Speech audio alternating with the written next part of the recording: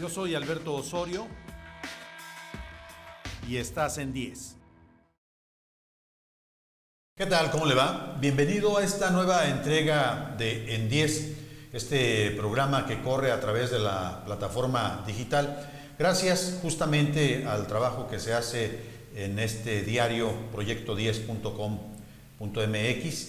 Y bueno, en esta ocasión presentamos a Rubén Vázquez. Él es un aspirante a la dirigencia del Partido Revolucionario Institucional en nuestra entidad y con él vamos a dialogar en esto que corresponde a la edición número 21 de este programa en 10. Su servidor Alberto Osorio le da la más cordial bienvenida y le sugiere que nos haga llegar sus comentarios, sus críticas, sus observaciones a propósito de cómo está viendo esta entrega que preparamos especialmente para usted. Rubén Vázquez, ¿cómo te va? Bien, Alberto, muchas gracias. Te agradezco la oportunidad que me das de estar en este espacio tan importante en la vida política y social del Estado de Jalisco. Platícanos un poco. Tú tienes una larga trayectoria militando en las filas del Partido Revolucionario Institucional. Has sido dirigente, si mal no recuerdo, de jóvenes priistas. Has integrado parte de una agrupación denominada Democracia 2000, que hace ya algunas décadas encabezaba Ramiro de la Rosa. Ahora, ¿en dónde estás afiliado? ¿Cómo trabajas al interior de este partido? Mira, yo fui dirigente de los jóvenes del PRI en Lagos, después dirigí el Frente Juvenil Revolucionario en Jalisco, fui diputado de la 52 legislatura, posteriormente estudié una maestría en Estados Unidos, fui director de la Prepa Regional de Lagos de Moreno, fui secretario adjunto de la CNOP con el licenciado Juan José Bañuelos Guardado, fui secretario adjunto a la presidencia, fui también secretario del padrón priista y fui delegado tanto del sector popular como del PRI en varios distritos de los 20 locales que componen el estado y en varios municipios. Y en el 2008, conjuntamente con otros 4 compañeros, me tocó la oportunidad de estar como magistrado propietario en el Tribunal Electoral del Poder Judicial del Estado de Jalisco, y el año pasado, con motivo de las reformas, salimos y ahora me encuentro en este espacio en donde siempre he creído que los partidos políticos son instrumentos de la gente, y siempre he dicho que yo no vengo a defender a los políticos porque muchos son indefendibles. Yo vengo y estoy defendiendo a la política como un espacio de interlocución entre el ciudadano y la autoridad. Si nos imaginamos que el Partido Revolucionario Institucional es un ente vivo, lo primero que uno podría reflexionar en este momento es que el PRI, en lo que corresponde al Estado de Jalisco, quizá está vivo, pero muy enfermo. Mira, gravemente enfermo. Mira, en Jalisco no hay partido, pero sí hay prismo. Hay una inteligencia colectiva que se mueve, que va y hace las campañas por sus candidatos, pero que también está entrando en una nueva cultura de la que todos los ciudadanos y los jaliscienses no somos ajenos. En la primera alternancia en este país, cuando gana Acción Nacional, cuando este partido llega al poder, no cambia desde el gobierno la forma de hacer y de procesar las decisiones políticas.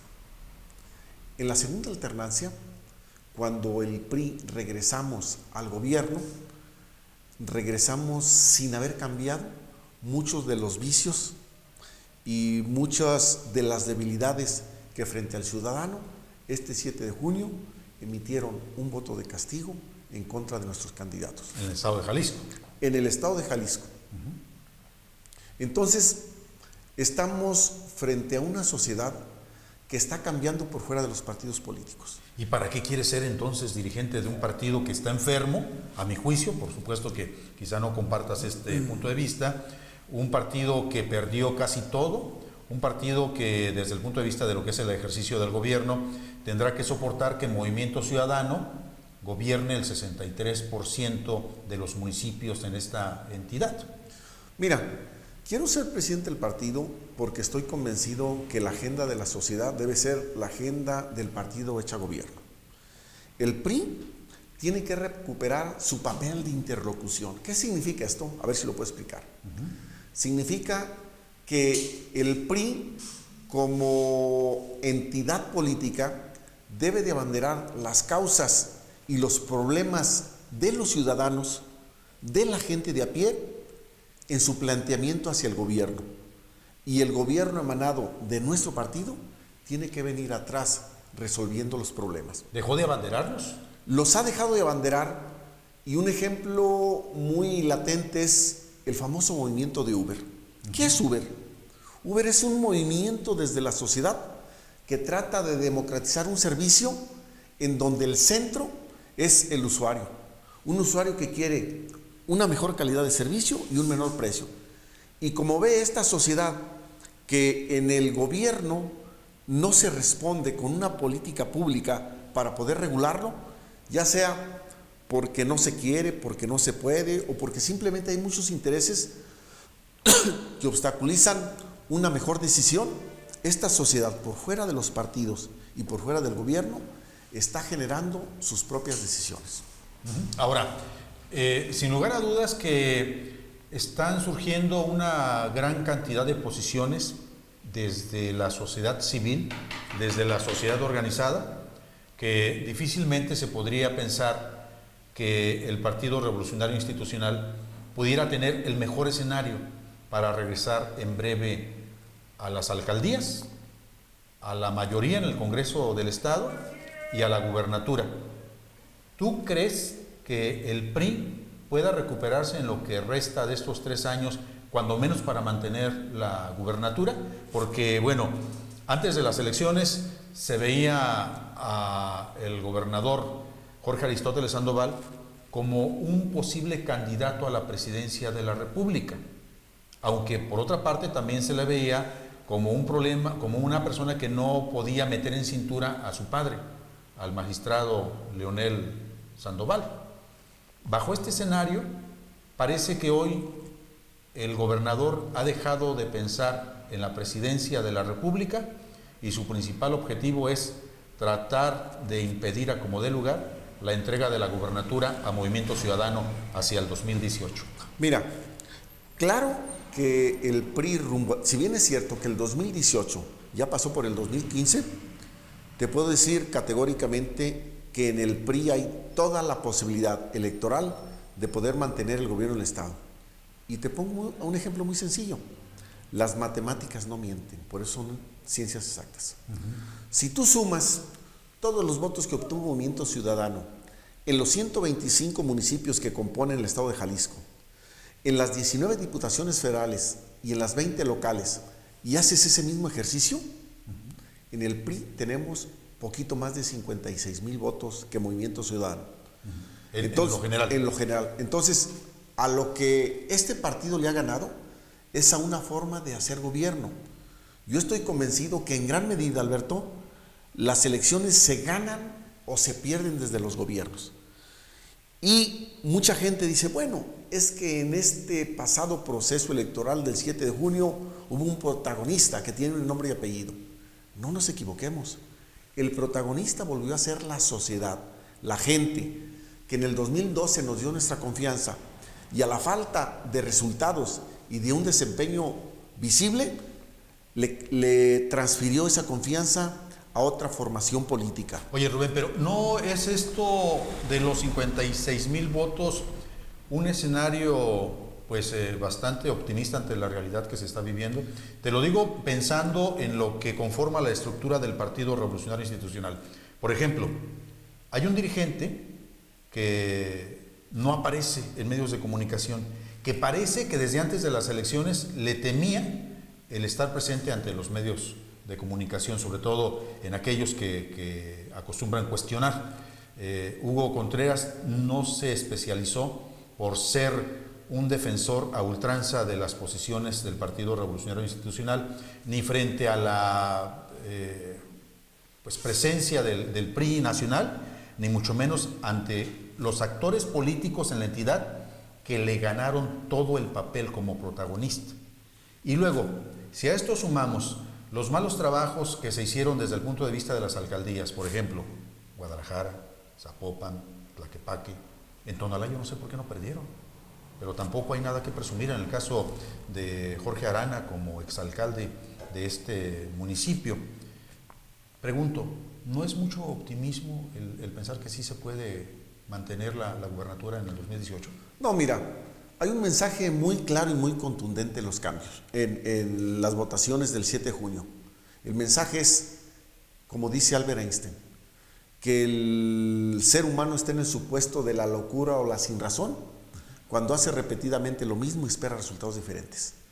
Si seguimos tomando decisiones desde el poder y no desde la base, vamos a seguir teniendo los mismos resultados. O sea, van a perder. Porque esta elección del 7 de junio tiene varias enseñanzas. Primero, se puede llegar a cualquier puesto de elección popular, a cualquier cargo de gobierno sin pasar por los partidos políticos. Número 2, hay una inteligencia colectiva en el prismo que ya nos expresó muy claramente su mensaje en las urnas. Si no me tomas en cuenta, si no me haces partícipe de las decisiones para yo tomarlas y elegir a mis candidatos, no cuentes con mi voto en las urnas. ¿Y por qué te digo? Porque nos vamos otra vez a los números. En el 2012, Ramiro Hernández, en la alianza PRI-Verde, saca poco más de 322,000 votos. Fíjate nada más, Alberto, 322,000 votos. Ahora Ricardo Villanueva sacó 180,000 votos.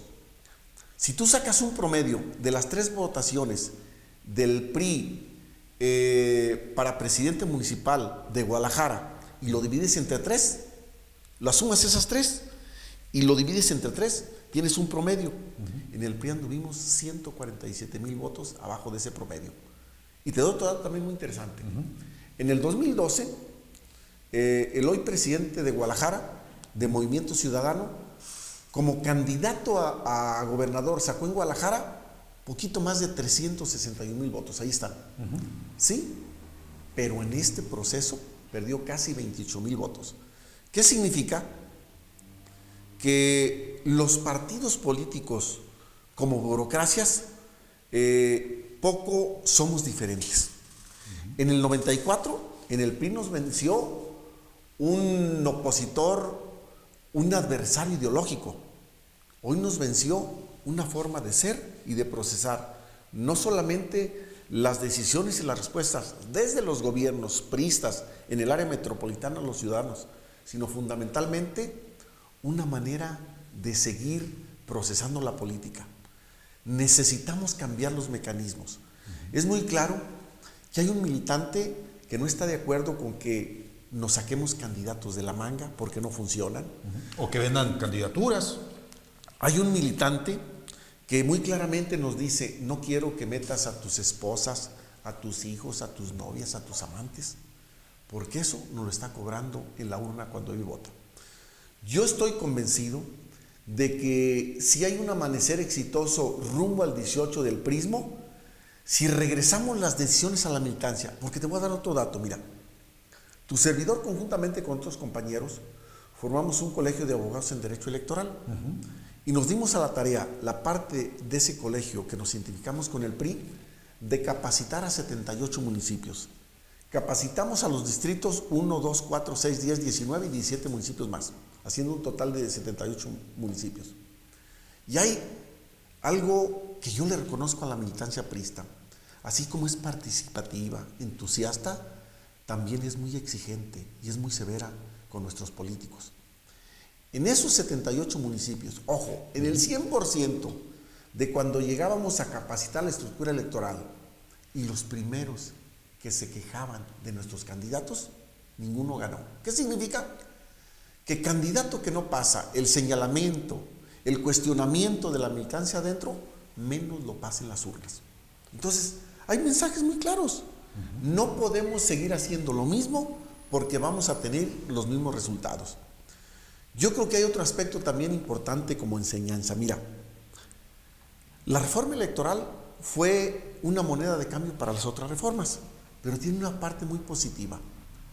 Nos manda una señal que debemos entender los que nos dedicamos a la política, los que decimos que queremos ser políticos de carrera y no a la carrera, los que creemos que la política tiene que ser un espacio para servirle a la gente.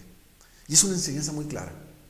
Los políticos tenemos que aprender a hacer política con más creatividad, con más imaginación, con más propuesta, y no solo pensando que la parte económica que se refleja en un spot, que se refleja en tapizar calles con publicidad, es decir, el aspecto económico va a ser el referente para que el ciudadano nos otorgue su confianza en las urnas. Hay una serie de datos que tú los manejas, pero que si los traes al dedillo, ¿no? Sobre las diferencias en los votos. Yo me quedo con algunas de las impresiones obtenidas de la contraparte del Movimiento Ciudadano. Por ejemplo, antes de las elecciones del 7 de junio, recuerdo que 2 o 3 meses antes, la plática con Enrique Alfaro era: voy a ganar y voy por 2 dígitos. No decía por un 5%, decía por 2 dígitos. Así lo publicamos en Proceso Jalisco, ¿no? Cuando se da la elección, se comprueba que sí, efectivamente eran 2 dígitos de diferencia. E incluso algo mucho más grave para cualquier persona que está al frente de un partido político perdedor.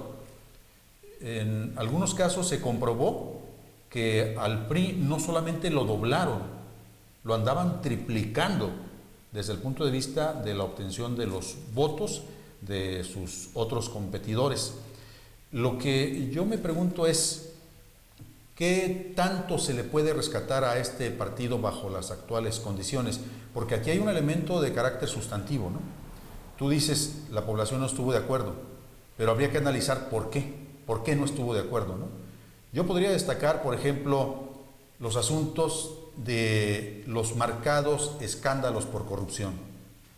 Zapopan, Guadalajara, Tonalá, Tlaquepaque. Escándalos por corrupción también hacia el gobierno del estado. Más de 400 millones de pesos repartidos directamente entre los medios de comunicación. Cuando ves que hay una gran cantidad de municipios que se están cayendo ante las necesidades que tienen y que en este momento muchos de los municipios que perdieron no pueden levantarse porque se reconoce que están en la bancarrota. Y en el peor de los extremos, se conoce de la autorización de un presupuesto, esta autorización otorgada por la 60 legislatura a favor del gobernador Jorge Aristóteles Sandoval, para que se endeude al Estado por 3.800 millones de pesos. Lo que no se dice es que algunos de los beneficiados son justamente los partidos que ganaron en la zona, los gobiernos que ganaron en la zona metropolitana, entre ellos Zapopan, Guadalajara y Tlaquepaque. E incluso se deja de fuera al ayuntamiento de Tonalá. ¿Qué lectura haces tú de todo esto? O sea, ¿cómo concebir este grado de optimismo por donde estoy viendo tu discurso ante la intención de llegar a dirigir a los priistas en la entidad? Mira, la gente me conoce y sabe que yo soy congruente. Y de veras me someto a muchas cosas y a muchas pruebas. Mira, la elección del 2012 fue la más participativa en la historia de Jalisco, a poquito más del 62%. En esta es la que en proporción menos ciudadanos han participado. ¿De qué porcentaje? Del 51%. Aquí se rompe una primera lectura de la política, en el sentido de que en el PRI solamente ganamos cuando la votación es baja. Es que hoy estamos frente a una sociedad diferente. Mira, nos ganó una propuesta, y hay que reconocerlo, que es mejor que nosotros comunicando. Una propuesta que es mejor comunicando que gobernando. Mira, esta propuesta y sus actores que tienen como referencia a nuestro partido, debemos decirlo con toda acritud, ¿de veras son diferentes a nosotros? Se comunican de manera distinta con la sociedad. Pero yo me pregunto, ¿de veras cambió Tlajomulco? ¿De veras dejaron de pedir el diezmo? ¿De veras dejaron de pedirles a los proveedores? No hicieron nada de eso. Bueno, por ejemplo, mira, Enrique Alfaro viene a cambiar la forma, pero no el fondo. Tú nada más ves los actores. ¿Y cómo lo vemos ahí? Bueno, parecen un grupo de cuates de la prepa, ¿no? Mira. Está el Pope, Ismael del Toro, está el Pachis, Clemente Castañeda, Enrique, como le decían a quien hoy gobierna Guadalajara, y por ahí te vas, ¿no? Sacando... Pero mira, Enrique Alfaro cuando estuvo en el PRI siempre llegó por la puerta fácil, ¿no? Recordemos la elección de 2003 cuando él fue candidato, apoyado por Raimundo Gómez Flores, y todo lo que él critica, la compra de votos, ahí ganó la candidatura al interior, pero la perdió con Cermeño. ¿Pero a qué voy? Mira, de 125 municipios que componen el estado de Jalisco, ojo, 64 cambiaron de partido. Movimiento Ciudadano en el 2012 ganó 9 y en el 2015 perdió 7. Estamos frente a una forma de actuar en la política que no está pasando la aduana de la sociedad.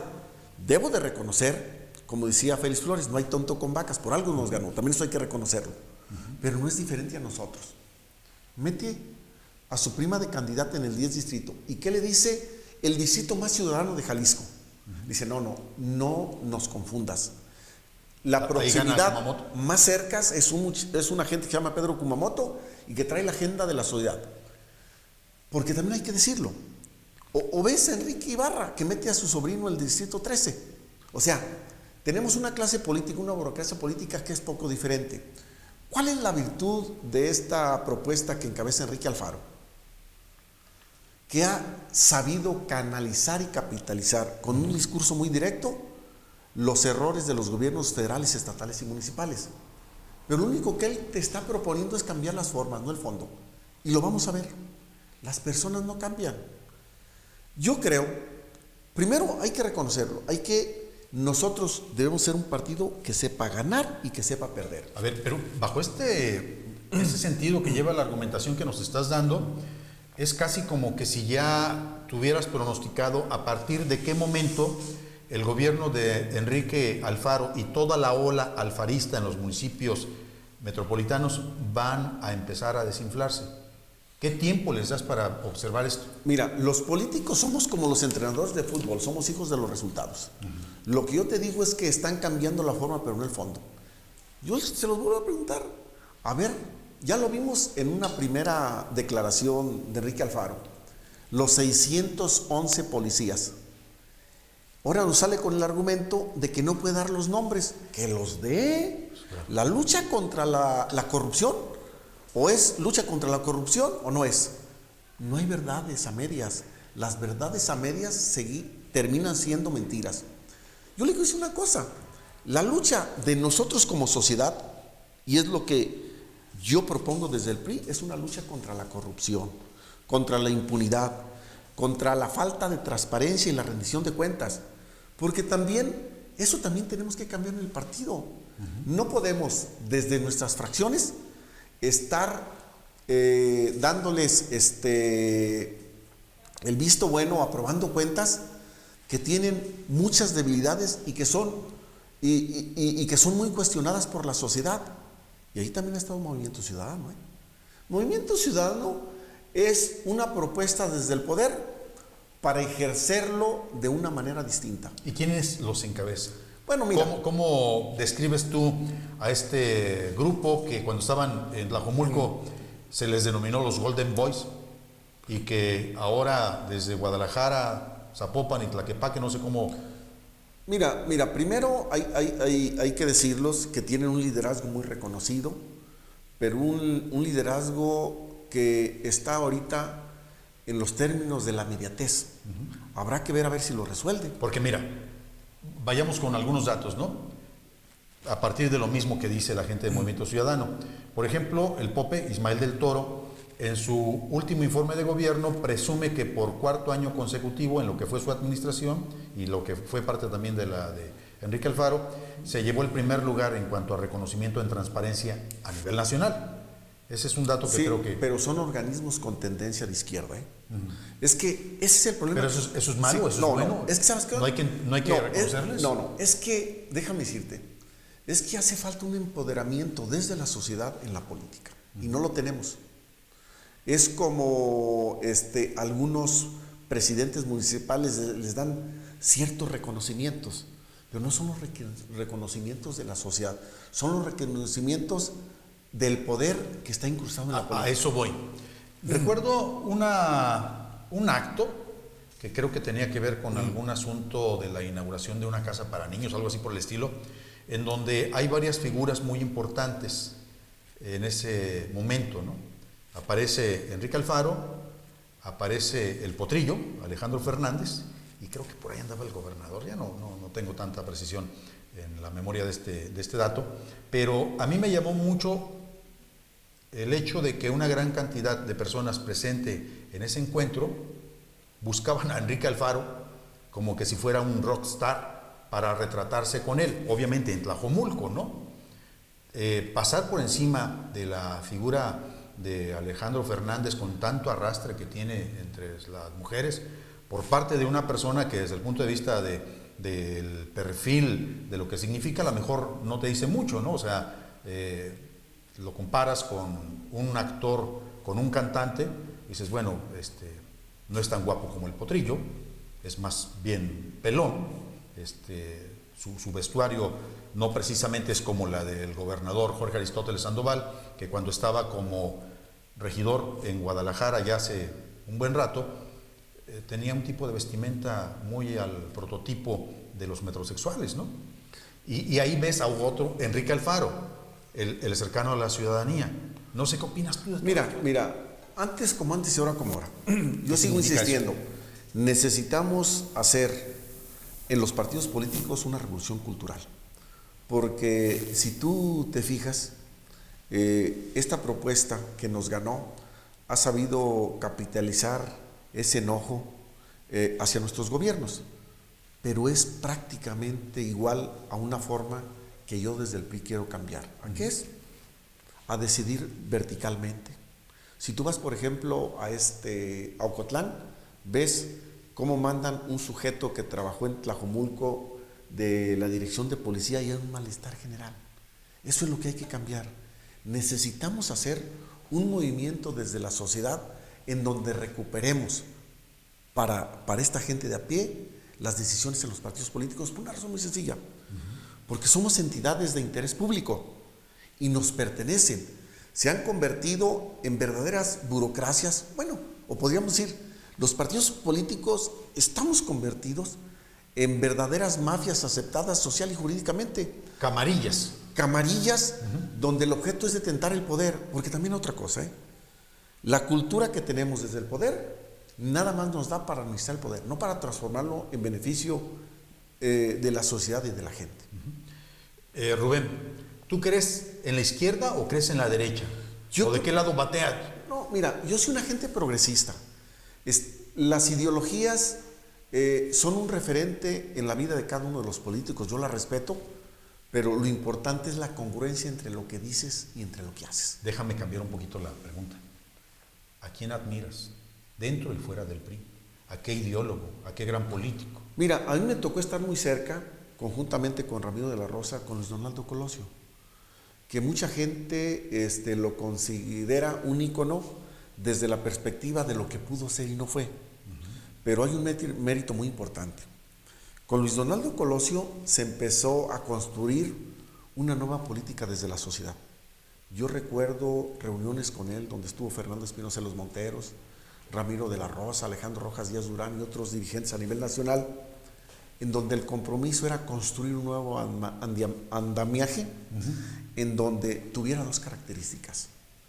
Una lucha directa contra la corrupción y la impunidad y una lucha por acercar en las decisiones del poder a la sociedad.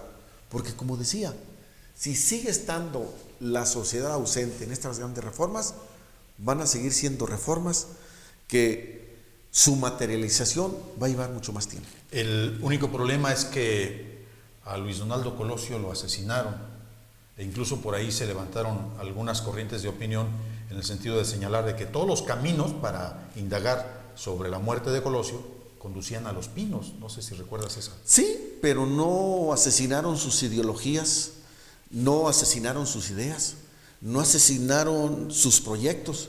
Y la gente que tenemos una referencia social, es una obligación retomar esos principios para poder materializarlos. Yo creo que sí se puede, porque hoy estamos frente a una sociedad que está viendo, anotando y votando. Una sociedad donde la ideología ha quedado a un lado y donde los partidos políticos han sido rebasados. Y también es algo muy importante que tenemos que estar viendo. Mira, como el asunto de las redes. La red es un instrumento que legitima y que acerca a la política con los ciudadanos. Pero también hay un aspecto importante que no debemos dejar por un lado. Estamos viviendo los tiempos de que las candidaturas independientes llegaron para quedarse. Ahora hay que exigir en estas candidaturas independientes que haya una mejor calidad de sus dirigentes, porque la democracia, que no es muy costosa, no nos ha generado la calidad de gobernantes que queremos. Y yo estoy convencido que nada le hace más daño a un país como el nuestro que la ausencia de políticos profesionales, pero no con el molde antiguo. Hoy tiene que ser un político que se someta al 3 de 3, un político que esté informando, un político que tenga apertura y un político que sea ejemplo. Y que esté informado aparte. Y aparte otra cosa, muy importante, que entienda que esta sociedad tiene una agenda y que esa agenda debe ser la agenda de los gobiernos. Todo eso que tú me estás diciendo yo lo estoy contrastando así de manera muy inmediata con lo que actualmente vemos en el Partido Revolucionario Institucional y sus grandes problemas. Por ejemplo, llega al gobierno del Estado en el 2013 Jorge Aristóteles Sandoval, después de arrebatarle la gubernatura en las elecciones del 2012 al Partido Acción Nacional, que es sancionado por la ciudadanía y consideran que es mejor candidato Aristóteles Sandoval que Fernando Guzmán o que el mismo Enrique Alfaro, ¿no? En cuanto llega, apenas tiene 8 días en la administración y le matan a su secretario de Turismo. Luego, el asunto viene marcado por una serie de asesinatos de hombres ligados a la administración pública en el orden municipal o estatal. Hay una serie de hechos violentos que no se habían registrado, a mi juicio, en toda la historia contemporánea de Jalisco, ¿no? El asesinato, por ejemplo, de 15 policías en un solo hecho en el rumbo de San Sebastián del Oeste es para poner a temblar a cualquier tipo de autoridad. Y luego, el mismo partido que gobierna tiene como delegado especial, delegado regional, a una persona contra la cual se acaba de atentar. Estuvieron a punto de matar a Fernando Moreno Peña, exgobernador del estado de Colima, exrector de esa casa de estudios, una persona que conoce muy bien los andamiajes con los que ahora está montado el Partido Revolucionario Institucional, una persona que, según la lectura de algunas de las columnas políticas de orden nacional, estaba vendiendo las candidaturas en Colima. ¿Tú qué sabes de eso? ¿Qué desierto hay? Mira, es que a veces en esta sociedad de la información, a veces en lugar de informar, a veces desinformamos. Y es, por ejemplo, lo que nos pasa con el asunto de los 43 estudiantes desaparecidos. ¿Ya a quién le creemos? ¿A los de la Comisión Interamericana de Derechos Humanos o la Comisión? ¿O a los que mandamos a hacer los peritajes a Europa? Es que nuestro sistema está estructurado en la desconfianza, en la falta de credibilidad de nuestra palabra y de nuestras personas. Yo creo que hay que dejar que la autoridad haga su trabajo. Estoy convencido de que el problema del narcotráfico y sus consecuencias es algo en lo que se ha gastado muchos miles de millones de pesos y no hay resultados, ni de gobiernos panistas, ni de gobiernos priistas, ni de gobiernos perredistas. Tenemos un grave problema. ¿La guerra contra el narco entonces la están perdiendo todo tipo de autoridades? No, yo creo que yo creo que desde el gobierno federal hay una estrategia que solamente el tiempo nos va a demostrar si fue acertada o fue equivocada. Pero yo te pregunto a ti, independientemente de lo que haga la autoridad, ¿por qué matan funcionarios del Partido Revolucionario Institucional? ¿Por qué atentan contra un delegado regional que durante mucho tiempo estuvo trabajando muy de cerca con la dirigencia estatal antes de perder? ¿Qué lectura tú haces? Es que mira, evidentemente hay una crisis en el país y los partidos no estamos ajenos. Sucede en todos los partidos políticos, sucede en todas las formaciones. El problema del narcotráfico es que no sabes dónde termina y dónde empiezan algunos gobiernos o viceversa. Estamos frente a un fantasma que se ha empezado a infiltrar y donde gastamos mucho dinero y tenemos pocos resultados. Yo sí creo que el gobierno del presidente Peña entendió que si bien es cierto, muchos sectores de la vida pensante y desde la cátedra de la inteligencia no estuvimos de acuerdo con esa guerra que empezó Felipe Calderón contra el narcotráfico, porque lo hace como un mecanismo de respuesta a una falta de legitimidad que no tuvo en las urnas en el 2006. Recordemos que hay dos tipos de legitimidad: la de origen, que se obtiene en las urnas, y la de ejercicio, que es en los resultados que la autoridad da frente a los ciudadanos. Entonces, se hereda un problema del narcotráfico que también hay que reconocerlo. Se tuvo la voluntad de combatirlo, pero no se tuvo la estrategia adecuada. Y creo que nos ha demostrado esta estrategia del presidente Peña que sigue habiendo ahí una gran ausencia de resultados en esa lucha. Porque también habría que destacar en este apartado del narcotráfico o del consumo de drogas que hay una doble tendencia, ¿no? Quienes consideran que hay que atacarla con toda la fuerza de la autoridad y con toda la fuerza pública disponible o con el ejército. Por ejemplo, hace 2 semanas aquí en Guadalajara, un grupo de chavos deciden desafiar al status quo, deciden desafiar a la autoridad y por supuesto a la sociedad, y se ponen a fumar marihuana en la zona rosa, ¿no? En la parte del camellón central de la avenida Chapultepec. Y esto ocurre justamente en el momento en que un grupo de investigadores presentes en el CIESAS Occidente está analizando la viabilidad de legalizar cuando menos una parte en el consumo de los enervantes o de las drogas. ¿Tú qué posición tienes en ese sentido? Mira, yo creo que el problema debe ser integral, que el Estado tiene que cumplir esa parte del compromiso frente a estos grupos de jóvenes que evidentemente se están convirtiendo en un problema por la violencia alterna que generan. Te doy un dato muy alarmante. En los últimos 3 años se han detenido a más de 65,000 jóvenes entre 18 y 28 años que están compurgando una condena entre 2 años, 6 meses, 3 en promedio, que muchos de ellos pueden ser nuestro hijo, nuestra hija. Esto es una cifra a nivel nacional. Sí, que nos podemos descuidar, porque nosotros como padres no somos ajenos a que nos pueda suceder eso. Claro. Y hay muchos de ellos por la famosa portabilidad de la marihuana. ¿Qué pasa si alguien lo agarran a un chavo? Pues que se aviente, como dicen, su carrujo. No es violento, no anda metido en crimen organizado, simplemente pues la consume. Pero trae... La consume. 5 gramos, sí. ¿Cuánto es? Pues 2, 3 gramos, ¿no? ¿Y qué pasa si van a una condena y va a un centro de reclusión? ¿Cómo nos van a regresar esos hijos, esas hijas? Especializado en el No, pues entonces, lo que estamos haciendo para poder atacar en la parte integral el problema de las drogas es algo que no funciona y es algo que estamos gastando mucho.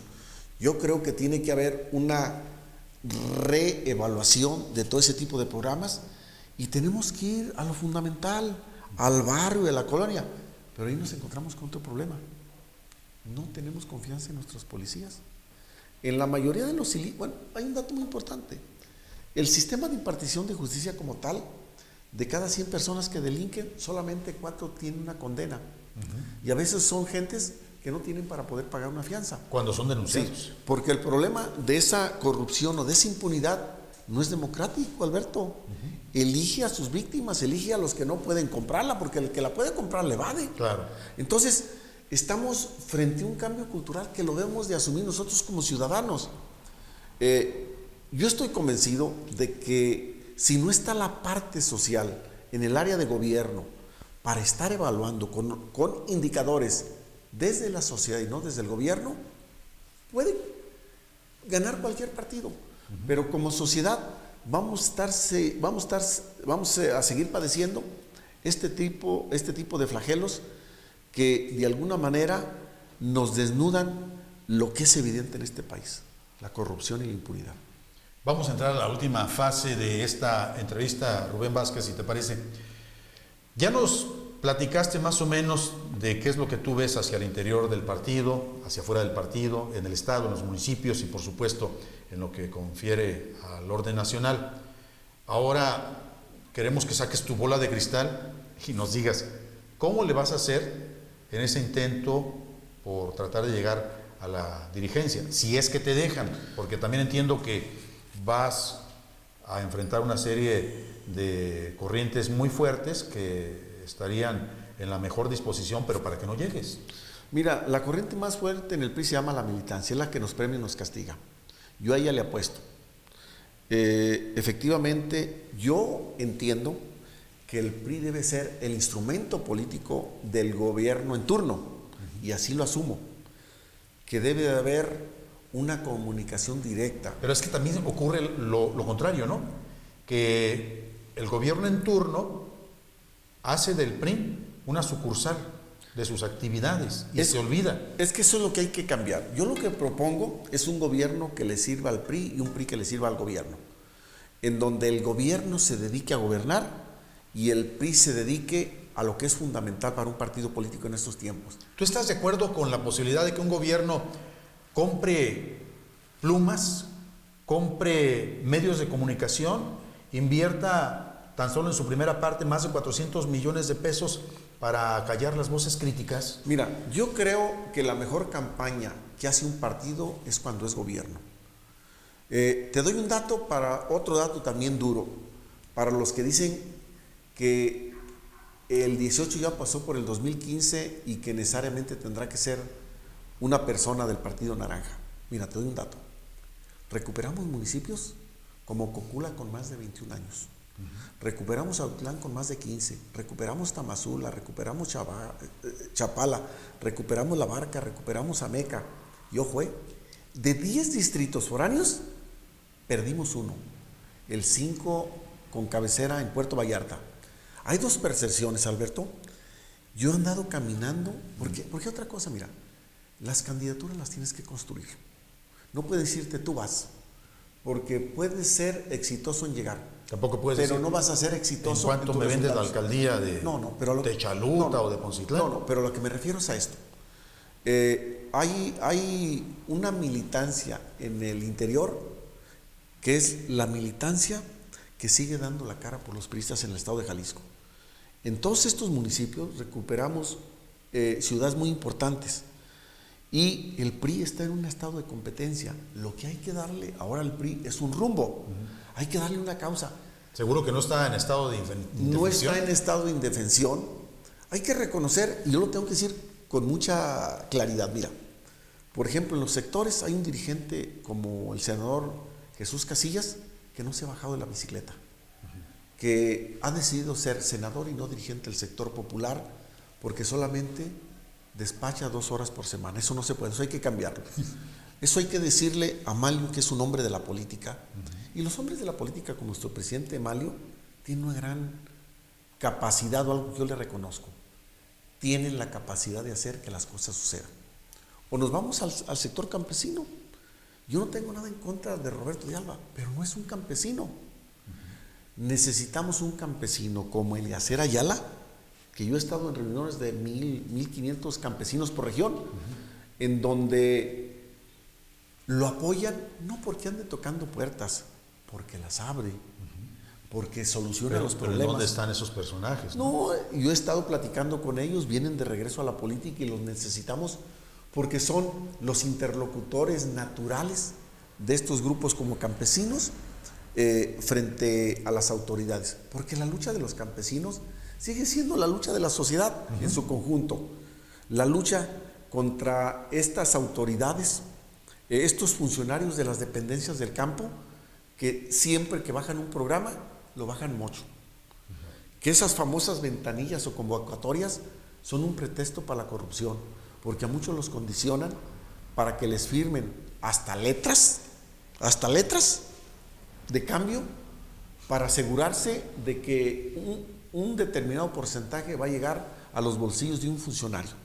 Eso nosotros lo tenemos que combatir. Oye, lo que está pasando ahora, por ejemplo, a través de la propuesta esta de México sin hambre, en donde se descubre que en Jalisco se están vendiendo las cajas de huevo que se supone tienen como prioridad atender a todas aquellas familias que están enfrentando hambruna en zona metropolitana o en las regiones. Mira, la ley, una de sus características es la generalidad.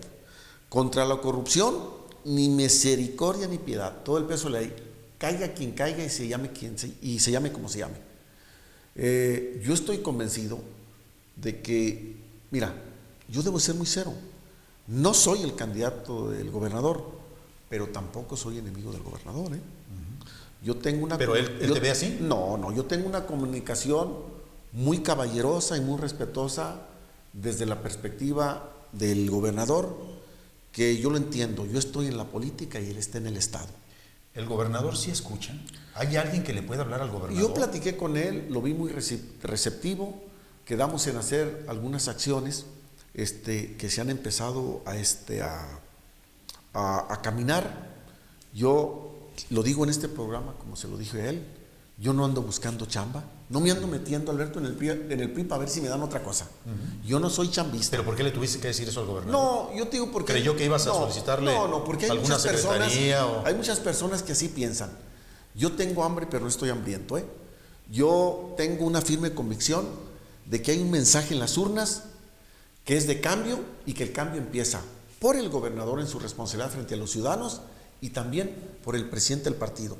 Necesitamos en Jalisco un dirigente, no necesitamos un gerente, porque la gran cualidad que tienen los hombres de la política, en diferencia con los burócratas, es que los burócratas solamente operan si tienen un puesto de gobierno y el político opera sin esos instrumentos y siempre opera a favor de la gente.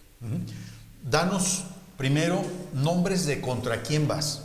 Algunos de los que yo ubico, ¿no? Por ejemplo, Abel.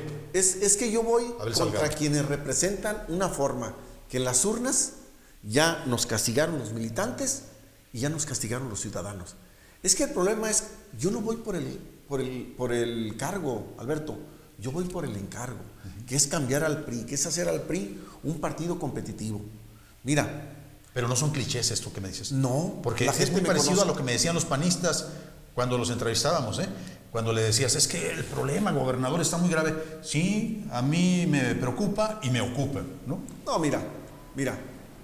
Yo veo en el gobierno actual que hay una serie de funcionarios que están preocupados porque estamos perdiendo el poder. Yo estoy más preocupado porque estamos perdiendo a la gente. Como me dijo una señora en Ciudad Guzmán, desde nuestros propios gobiernos fabricamos nuestras propias derrotas. Claro. O como me dijo una señora en el Distrito 9, ¿cómo no vamos a perder si los que vinieron aquí los llevamos a tocar casa por casa, hacer campaña de mano en mano, cuando llegaron y se sentaron en la silla, no nos contestaban el teléfono? Y cuando lo hacían, era un ayudante y nos comentaba, el señor le va a regresar la llamada cuando pueda porque está en una reunión, y nunca sucedió. Cuando nuestros funcionarios en el poder nunca respondieron, nunca nada. Entonces, pues por eso perdemos, porque en el partido hay que cuidar dos cosas muy importantes. Hacia adentro, una militancia que decida con un padrón, en donde legítimamente le garanticemos a cada militante que tiene el espacio para poder participar, porque tenemos también otro problema, Alberto. Como somos un partido muy vertical y poco democrático, no hay un desarrollo de nuestras personalidades al interior del partido. Y cuando salen a los puestos parlamentarios, pues es muy pobre su desempeño porque no ha habido formación. Claro. Entonces, sí necesitamos un partido en la que sus militantes tomen la decisión para sus dirigentes y para sus candidatos, pero también un partido que ayude, que asesore y, ojo, que le exija a sus autoridades y sus gobiernos que le cumplan a la gente. Porque yo sigo sosteniendo que desde los gobiernos perdemos o ganamos elecciones. Nos quedan 3 minutitos, Rubén. Entiendo que tú ya agarraste el hilo de cómo fabricar esta candidatura. Te preguntaba yo sobre las otras personas interesadas. Seguramente más de alguno ya te buscó para decirte, a ver, Rubén, bájale, vente conmigo, si ganamos. ¿Quiénes están más? ¿Quiénes son los otros que están también en la contienda? Pues es que nadie ha dicho, y es parte de lo que tenemos que ir cambiando. Necesitamos romper la vieja lógica de Fidel Velázquez que decía que el que se movía no sale en la foto. Que abran sus Por el contrario, sus el que se queda quieto se congela. Porque mira, la democracia tiene un círculo virtuoso. En la democracia hay que protagonizar. Y otra cosa, hay que someternos al escrutinio de los militantes de la sociedad.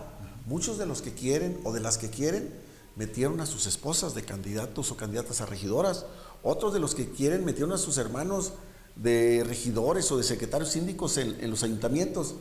Y eso es lo que el militante quiere que cambiemos. Quiere que hagamos de la política un espacio de referencia. Yo me queda muy claro que hemos ido poco a poco haciendo un movimiento estatal. Pero ¿sabes también en qué estoy muy ocupado, Alberto? En hacerlo un movimiento moral. No soy una blanca paloma, pero, ni queremos políticos que sean santos, pero queremos políticos que pasen frente al ciudadano, frente a las urnas, ese cuestionamiento que nos ha llevado a perder muchas elecciones. Rubén Vázquez, pues te agradecemos. He de decirte que Rubén Vázquez es el primer priista que acepta venir a dialogar con Proyecto 10, en una propuesta de debate abierto, franco. Claro. No somos el diablo. Mira, yo estoy convencido de que si gano el debate y provoco el debate sobre la próxima renovación del dirigente del PRI, voy a ser presidente. Porque primero está la idea y luego vienen las acciones con la congruencia. Pues ahí tiene usted. Ese es el testimonio de Rubén Vázquez, aspirante a la dirigencia del PRI en el estado de Jalisco, a quien le agradecemos que nos haya acompañado en esta ocasión, en este programa denominado En 10. Por supuesto que abriremos la plataforma de discusión con todos aquellos interesados que quieran obviamente venir, integrarse a esta discusión pública aquí en Proyecto 10. Por lo pronto le agradecemos el favor de su atención y yo le sugiero, si es que usted tiene a bien acompañarnos de lunes a viernes de 9 a 10 de la mañana a través de antenanoticias.com.mx o a través de nuestra transmisión espejo justamente en Proyecto 10, pues sintonice esto que denominamos Cuarto de Guerra y que se presta por demás interesante para el análisis y la discusión abierta de las ideas y de los asuntos políticos en nuestra entidad. Muchísimas gracias por acompañarnos. Yo soy Alberto Osorio y estás en 10.